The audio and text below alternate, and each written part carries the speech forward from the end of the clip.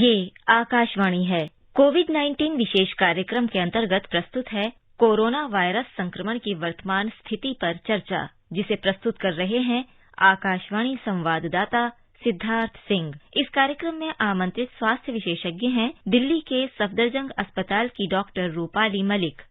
नमस्कार श्रोताओं, स्वागत है आपका कोरोना जागरूकता श्रृंखला के एक और एपिसोड में।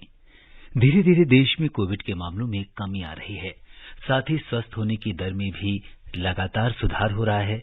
भारत में चल रहे विश्व के सबसे बड़े कोविड टीकाकरण अभियान के अंतर्गत 106 करोड़ 31 लाख से अधिक टीके लगाए जा चुके हैं, जो अपने आप में एक रिकॉर्ड है। आइए कार्यक्रम की शुरुआत करते हैं टीकाकरण के इस संदेश से।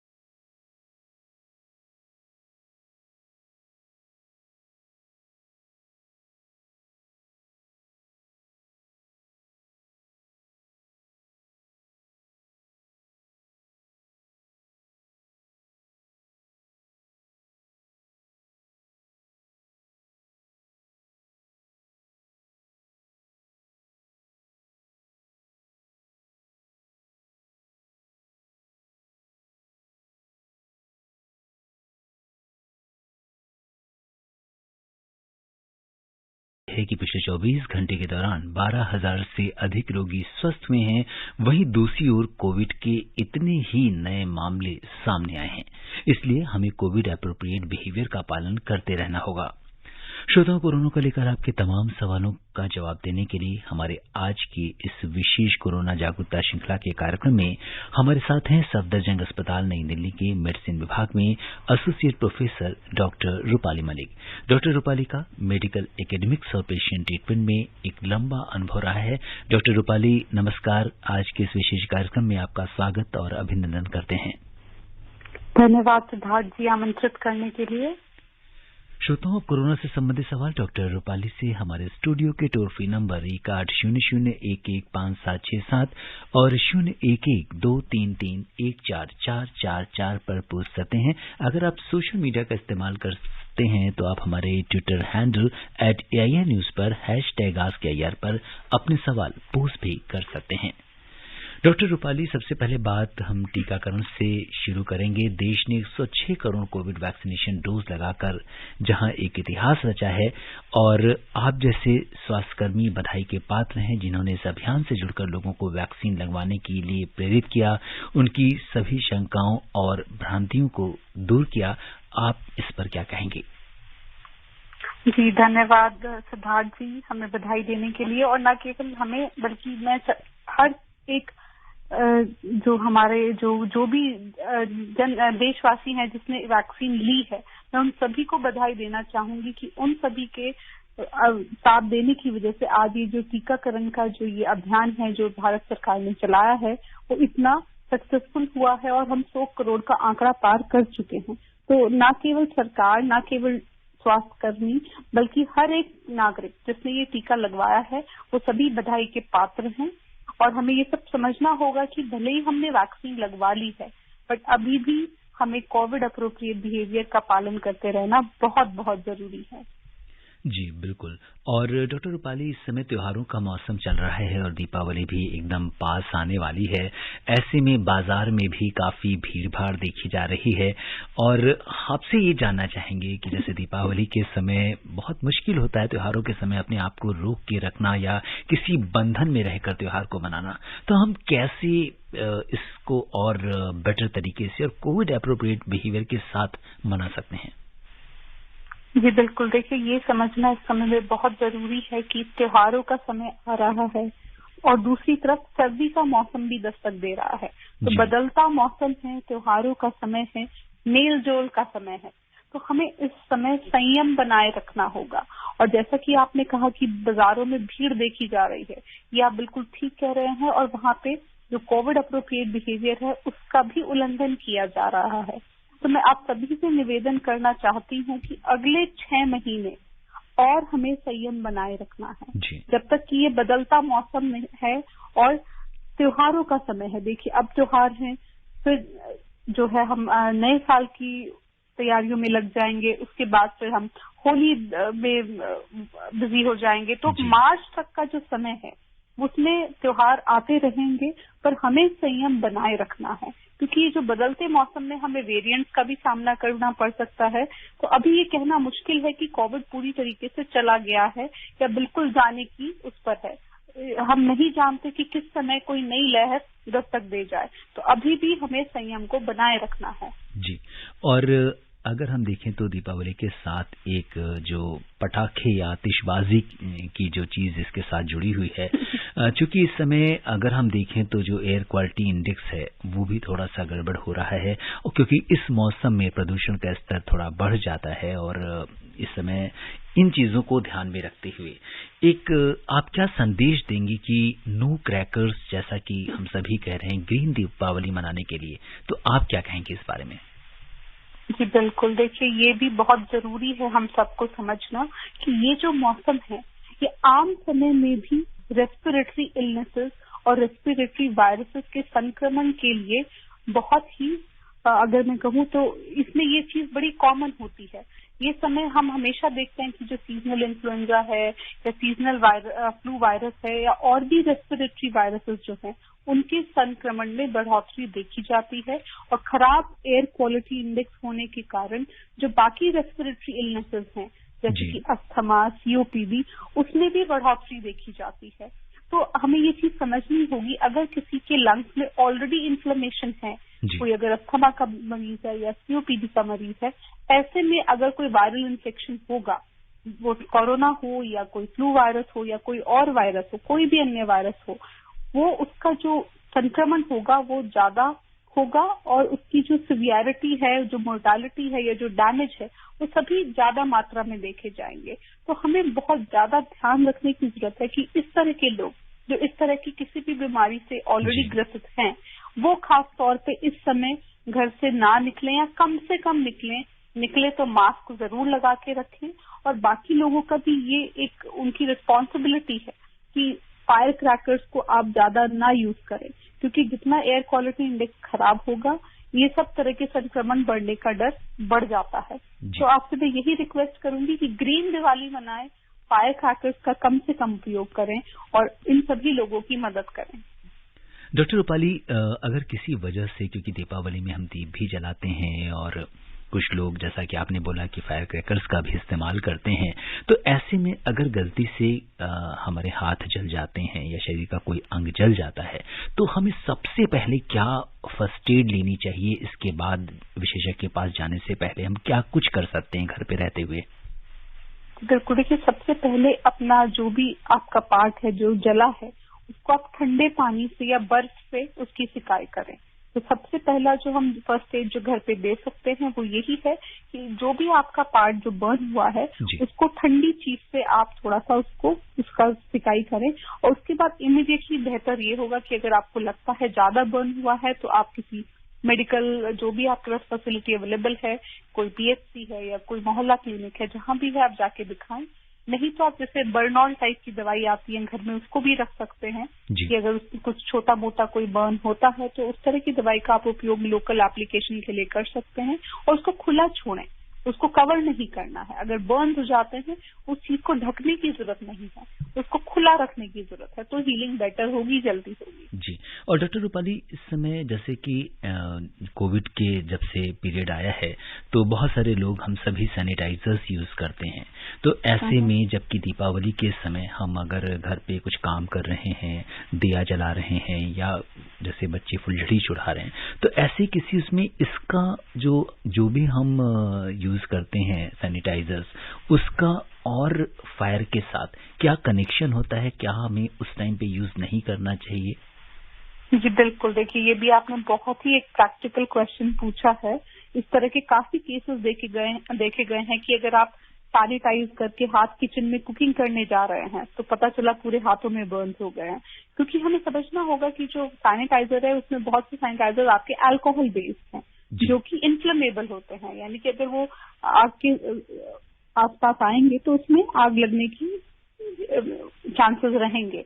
तो इसलिए हमें इन चीजों का ध्यान रखना है कि अगर आप कोई भी इस तरह का काम कर रहे हैं तो उस टाइम आप कोई अल्कोहल बेस्ड सैनिटाइजर से अपने हाथ को सैनिटाइज ना करें। बेहतर है कि केवल आप साबुन पानी से हाथ धो के ही काम करें। तो ये एक बहुत बड़ा और बहुत इंपॉर्टेंट प्रिकॉशन है जो दिवाली के समय में हमें सभी लोगों तक पहुंचाने की जरूरत है कि हाथों को सैनिटाइज करके आप कोई भी आग या इस तरह का कोई काम ना करें। जी। और डॉक्टर रूपाली, इस समय मौसमी बुखार या आम फ्लू तो चल ही रहा है, लेकिन इसके साथ डेंगू और मलेरिया के भी काफी मामले सामने आ रहे हैं। आपसे जानना चाहेंगे, चूंकि रोज केसेस बड़ी संख्या में बढ़ रहे हैं, तो लोगों को क्या करना चाहिए? सबसे पहले इसके सिम्टम्स क्या हैं? हम कैसे पहचानें कि ये आम वायरल बुखार है या डेंगू का बुखार है? और अगर ऐसा होता है तो हमें क्या करना चाहिए? जी बिल्कुल। देखिए, ये फर्क करना बहुत मुश्किल है कि ये वायरल बुखार है, ये डेंगू की वजह से है या कोरोना वायरस की वजह से है या मलेरिया की वजह से या किसी और चीज की वजह से है। तो शुरू के 2 से 3 दिन में कोई भी बुखार एक ही जैसा होता है, बट अगर बुखार ठंड लग के आता है तो थोड़े चांसेस होते हैं कि शायद वो मलेरिया का बुखार होगा। वैसे वायरल फीवर में भी ठंड लग सकती है, बट ठंड लगना टिपिकली एक जो सिम्टम होता है वो मलेरिया फीवर का माना जाता है। और अगर आपका कोई भी बुखार 3 दिन से ज्यादा अगर परसिस्ट कर रहा है या उसकी गति में कमी नहीं आती, अगर पहले वो 101 था और अब 102, 103 आ रहा है, तो आप इमीडिएटली अपने नियरेस्ट मेडिकल फैसिलिटी में विजिट करें और अपने कुछ बेसिक लैब टेस्ट कराएं, जैसे कि सीबीसी, प्लेटलेट काउंट, और अगर डेंगू या मलेरिया का टेस्ट उपलब्ध है तो आप वो भी करा सकते हैं, क्योंकि प्लेटलेट काउंट का देखना बहुत जरूरी है। अगर प्लेटलेट काउंट आपके 50,000 से कम है या उसमें लगातार गिरावट आ रही है या आपको कहीं से खून बह रहा है या बहुत उल्टी और बहुत पेट में दर्द है या बहुत पेट में फूला हुआ लगता है, इस तरह का कोई लक्षण है, तो उस समय आपको भर्ती होने की भी जरूरत है। तो मैं यही कहूंगी कि अगर 3 दिन से ज्यादा आपका बुखार परसिस्ट करता है तो आप जो भी निकटतम जो भी डॉक्टर की फैसिलिटी अवेलेबल है आप वहां जाएं और टेस्ट कराएं और अपना एग्जामिनेशन, ब्लड प्रेशर इत्यादि ये सब चेक कराएं। जी। और अगर हम देखिए तो डेंगू में, जैसा कि आपने प्लेटलेट्स के बारे में बताया, तो रूपाली, ये जो प्लेटलेट्स हैं कितने, जैसे हम हमेशा इसको मेजर करते हैं और जो कोविड के पेशेंट होते हैं तो एकदम से प्लेटलेट्स गिरना शुरू होता है, तो वो कौन सा स्टैंडर्ड है जिसपे हम ये कह सकते हैं कि अब आपको इमीडिएट हॉस्पिटलाइज होने की जरूरत है या हॉस्पिटल में जाने की, या आप गंभीर रूप से कोविड ये डेंगू के शिकार हैं? जी बिल्कुल। देखिए, 1.5 लाख से ऊपर अगर आपके प्लेटलेट हैं, 1.5 लाख से 4, 4.5 लाख तक वो नॉर्मल रेंज मानी जाती है। बट अगर 1 लाख से कम है तो वो थोड़ा सा हमें सोचने की जरूरत है।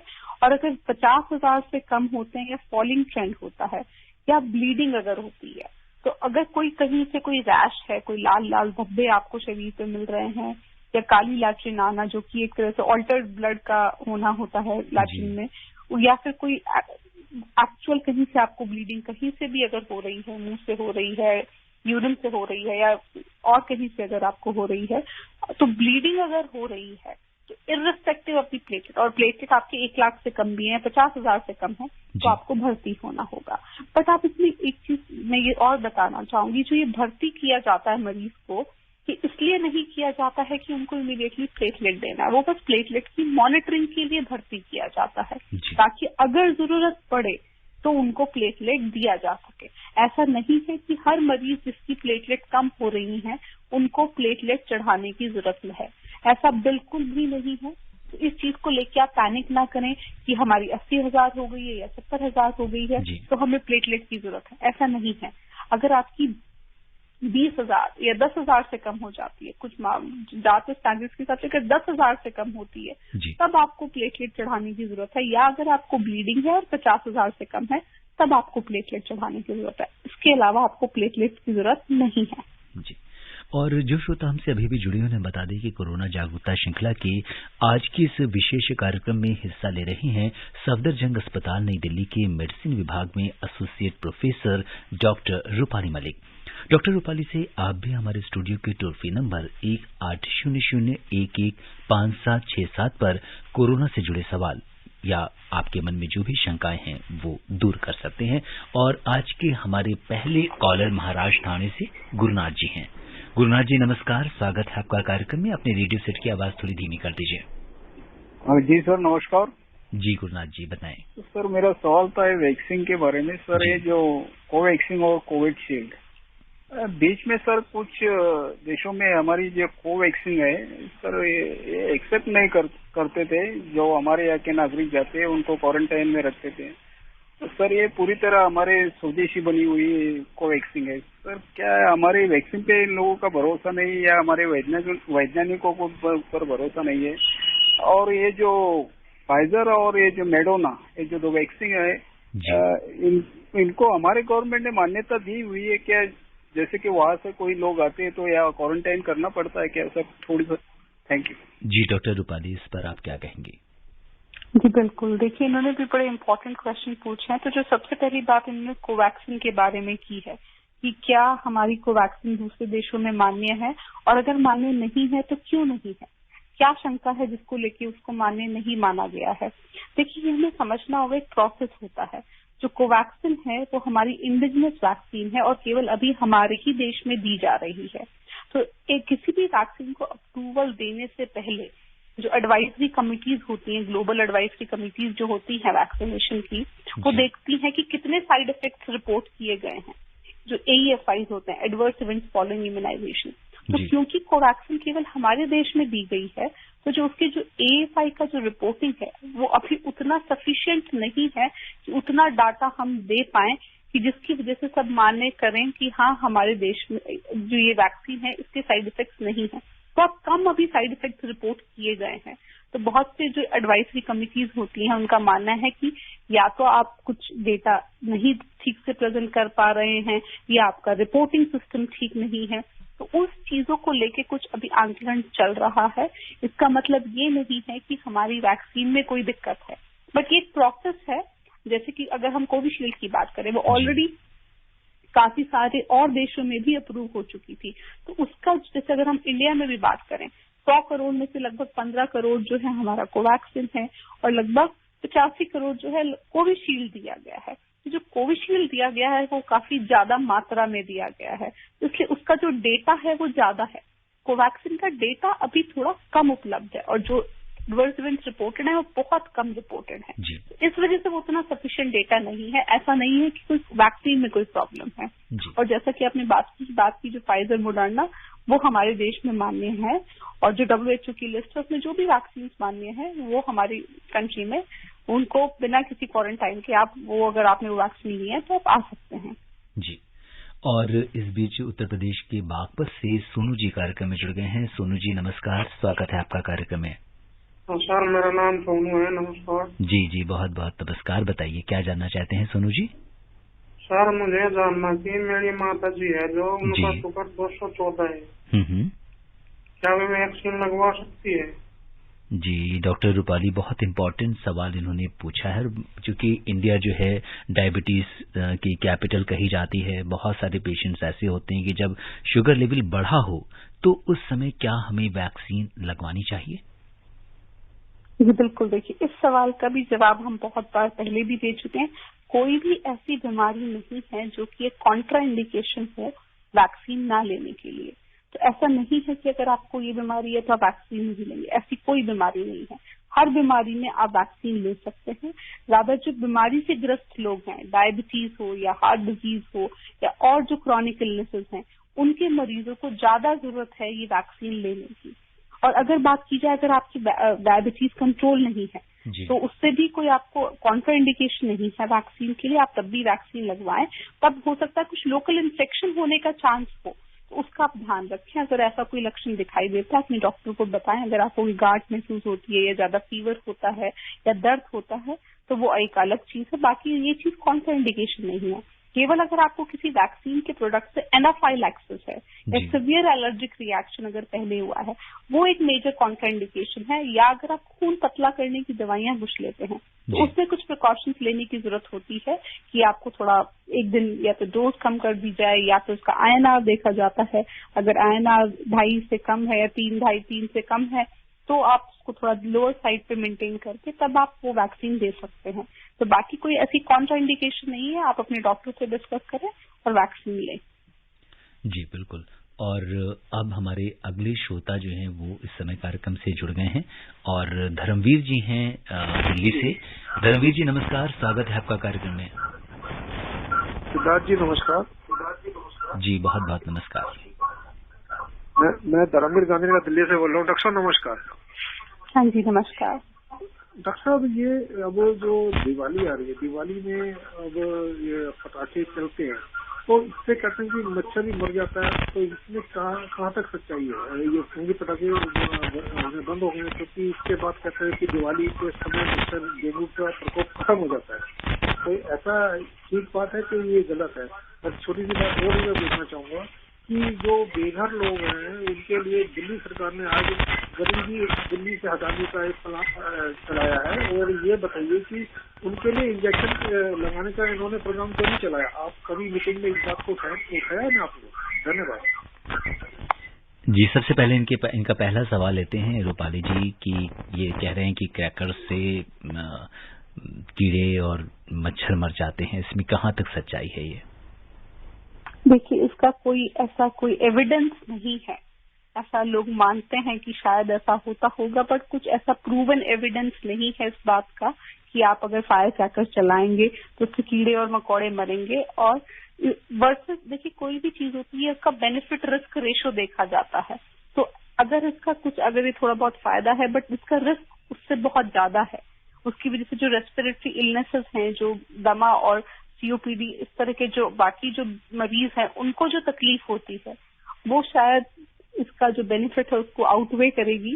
तो हम यही कहेंगे कि फायर क्रैकर और ये चीजें आप ना यूज करें। जी। और अब तो लोगों को घर पर भी जाकर वैक्सीन लगाने का कार्यक्रम आ गया है, तो जी इसके बारे में भी जो है, अब जैसे इन्होंने कहा था कि अब वो चीज नहीं रहेगी कि आपके पास अब जो जहां है वहां पे भी ये सुविधा मिल सकती है। हेलो जी बिल्कुल। देखिए, हाँ जी बिल्कुल। देखिए, तो शुरू में ही कहा गया था। देखिए, शुरू में जब वैक्सीनेशन प्रोग्राम शुरू हुआ था तो नई वैक्सीन थी, तो एक मन में डर था कि किसको क्या साइड इफेक्ट होगा या क्या पोटेंशियल साइड इफेक्ट हो सकते हैं। अब जैसा कि हम सभी जानते हैं, लगभग 100 करोड़ वैक्सीन डोजेज ऑलरेडी दी जा चुकी हैं, और उसके बावजूद मुश्किल से हमारे 1000 के अंदर के जो मेजर साइड इफेक्ट्स हैं वो रिपोर्टेड हैं। तो अगर 100 करोड़ लोगों में केवल इतना लिमिटेड नंबर में साइड इफेक्ट्स होते हैं, तो इसका मतलब है कि ये नॉर्मल एक वैक्सीनेशन, रूटीन वैक्सीनेशन की तरह दी जा सकती है। तो इसी को मद्देनजर रखते हुए अब ये डोर जो आपका बोलते हैं घर घर जाकर भी आप ये वैक्सीन देने का सरकार प्लान कर रही है। हर घर दस्तक अभियान है ये सरकार का, जिसमें स्वास्थ्यकर्मी घर पर जाकर ही आपको वैक्सीन लगाएंगे। और इस बीच हमारे अगले कॉलर बड़ौत उत्तर प्रदेश से महेश शर्मा जी जुड़ गए हैं। महेश जी नमस्कार। जी महेश जी बताइए। महेश जी आपको हमारी आवाज आ रही है? महेश जी से संपर्क नहीं हो पा रहा है किसी तकनीकी कारण की वजह से, और महेश जी से भी हम चर्चा करेंगे। और आपसे डॉक्टर रूपाली जानना है, हमारे एक श्रोता ने हमें ईमेल किया है और जानना चाहा है कि उन्हें लॉन्ग कोविड हो गया था। लॉन्ग कोविड होने के बाद से उन्हें मई या जून में लॉन्ग कोविड हुआ था, उसके बाद से उनके पैरों में दर्द रहता है और वो अभी भी है, कंटिन्यूड है। तो इसका क्या कारण हो सकता है? क्या इसका कोविड से कोई रिलेशन है? देखिए, जो लॉन्ग कोविड में सिम्टम्स देखे जाते हैं उसमें मायालजिया यानी कि जो मांसपेशियों का दर्द होना, थकान होना, बालों का गिरना, loss of smell and taste होना, या फिर सांस फूलना, इस तरह के कोई भी लक्षण देखे जा सकते हैं, और ये 6 महीने तक भी देखे जा सकते हैं। और जैसा कि बता रहे हैं पैरों में दर्द होना, तो अगर केवल वो मांसपेशियों का दर्द है तो आप नॉर्मल क्रोसिन वाली जो दवाई है वो ले सकते हैं। बट अगर उसमें जोड़ों में साथ में दर्द है या जोड़ों में सूजन जैसी भी अगर आपको लगती है, तो मैं कहूंगी कि आप जाके अपने निकटतम जो भी मेडिकल स्पेशलिस्ट अवेलेबल हैं आप उनको जाके दिखाएं। कुछ और टेस्ट भी करा सकते हैं। बहुत बार क्या होता है, कुछ और जो कारण होते हैं गठिया के वो अनमास्क हो जाते हैं, और वायरल इलनेस के बाद वो आपकी एक्चुअल जो गठिया थी वो प्रेसिपिटेट हो जाती है। तो इसके लिए अगर आपको सिम्टम्स परसिस्ट करते हैं, स्पेशली अगर 6 महीने के बियॉन्ड भी परसिस्ट करते हैं, तो आप जाके एक बार निकटतम जो डॉक्टर्स अवेलेबल है उनसे मिलें और उनसे डिस्कस करें। जी। और अब हमारे साथ मध्य प्रदेश रीवा से रामजी गर्ग जुड़ गए हैं कार्यक्रम से। रामजी नमस्कार, स्वागत है आपका कार्यक्रम में। स्वागत के लिए सर जी धन्यवाद, और आपको भी राम राम और डॉक्टर मैडम जी को भी राम राम। जी बताइए, क्या जानना चाहते हैं? प्रश्न हमारा ये है कि जो वैक्सीन अभी अंतराल में लग रही थी, जैसे किसी का 89 दिन, किसी का कुछ दिन था, तो अब इस समय कितने अंतराल में वैक्सीन लगवाना चाहिए? जी डॉक्टर रूपाली, हमारे पास जो वैक्सीन अवेलेबल हैं उनकी ये अंतराल या ड्यूरेशन जानना चाहते हैं कि कितने गैप के बाद दूसरी वैक्सीन लगवाएं, तो इसके बारे में आप क्या कहेंगे? जी बिल्कुल, देखिए कोवैक्सीन के लिए अभी भी 4 हफ्ते का ही समय रखा गया है बीच में 2 डोजेस के, और जो कोविशील्ड है उसका आपका 12 से 16 हफ्ते है। तो आप उसके बाद कभी भी, मतलब 3 से 4 महीने के अंतराल पर आप कभी भी लगवा सकते हैं। जी, और इस बीच लोनी से मोहम्मद यामीन जुड़ गए हैं हमारे साथ गाजियाबाद से। यामीन भाई नमस्कार, स्वागत है आपका कार्यक्रम में। हेलो यामीन भाई। जी बहुत बहुत नमस्कार यामीन भाई, बताइए क्या जानना चाहते हैं आप? सर मैं ये जानना चाह रहा था, जैसे कि पेशेंट तो आजकल 14,000 के आसपास है, लेकिन मौतें जो है तो वो अब भी 500 कुछ के आसपास हो रही है, इसका क्या कारण है? जी डॉक्टर रूपाली, ये जानना चाहते हैं कि केसेस तो कम हुए हैं, लेकिन जो डेथ रेट है या नंबर ऑफ डेथ्स हैं वो थोड़ी इन्हें बढ़ी नजर आ रही हैं। इसमें कहाँ सच्चाई है या क्या कारण है इसका? देखिए, अगर जब नंबर ऑफ केसेस जब लिमिटेड हो जाते हैं तो जो केवल बहुत सिवियर जो केसेस होते हैं वही जो है अस्पतालों में भर्ती होते हैं, या उन्हीं में ही टेस्ट होके जो बीमारी है उसका पता लगाया जाता है। जो नॉर्मल एसिम्प्टोमेटिक है, बहुत कम अगर माइल्ड सिम्टम्स हैं, वो लोग तो टेस्ट भी नहीं करा रहे हैं। तो इसलिए जो अगर आप देखें तो उसमें आपको डेथ रेट थोड़ा ज्यादा लगेगा, बट ऐसा नहीं है। जो इस समय ऐसा नहीं है, जो डेथ रेट है कोई बहुत ज्यादा नहीं है, और अभी सब चीजें बेहतरी की तरफ है। जी, और बड़ौत उत्तर प्रदेश से महेश शर्मा जी का प्रश्न ले लेते हैं। महेश जी नमस्कार। नमस्कार जी। जी बहुत बहुत स्वागत आपका कार्यक्रम में, बताइए क्या जानना चाहते हैं? बाजार में बहुत भीड़ है, लोग बाग मास्क भी नहीं लगा रहे और ना ही दूरी का पालन कर रहे। उनका बताओ कैसे बचाव होगा कोरोना से? जी डॉक्टर रूपाली, जैसा कि हम पहले बात कर रहे थे कि काफी भीड़ भाड़ है बाजारों में, बाजार जाएं लेकिन कोविड अप्रोप्रिएट बिहेवियर को थोड़ा लोग भूल रहे हैं, तो आप लोगों को क्या सलाह देंगी? बाजार त्योहार में सब लोग जाएंगे, लेकिन कैसे जाएं? बिल्कुल, देखिए ये इस समय हर व्यक्ति की एक सोशल रिस्पॉन्सिबिलिटी है।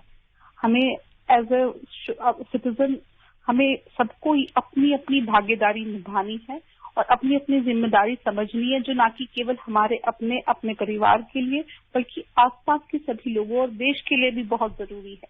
तो कुछ समय और, जैसा कि मैंने कहा, अगले 6 महीने जब तक कि ये बदलता मौसम और त्योहारों का मौसम आसपास है, हमें बहुत संयम बनाए रखना है। मैं जानती हूँ इस समय सभी लोग परेशान हो चुके हैं मास्क लगा के और सोशल डिस्टेंसिंग मेंटेन करके, बट कुछ समय के लिए ये और थोड़ा जरूरी है।